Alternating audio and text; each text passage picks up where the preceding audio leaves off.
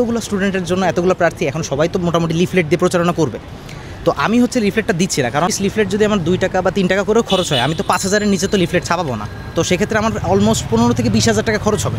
আমি যদি 15 বা 20,000 টাকা খরচ করি, আমার ভিতরে কিন্তু একটা টেন্ডেন্সি কাজ করবে যে আমার কিন্তু ওই 15-20,000 টাকা তুলে নিতে হবে। অ্যাটলিস্ট 15-20,000 টাকা আমি খরচ করতেছি ইনভেস্ট হিসেবে, তো আমি এটা অ্যাটলিস্ট 15-20 লাখ তুলে নিব।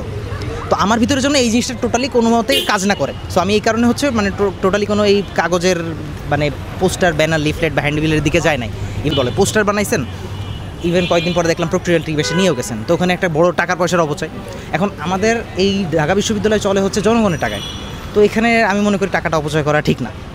এই কাগজগুলোর যে অপচয়, এখন আমি একটা স্টুডেন্ট হয়ে কাগজের অপচয় কীভাবে দেখতে পারি, এটা তো আমার মানে কোনো দিক দিয়ে মানে আমার কাছে মানে লজিক্যাল না। সো এই জন্য মানে এই জিনিসগুলো থেকেই হচ্ছে মূলত আমার এই বুদ্ধিগুলো বের করা।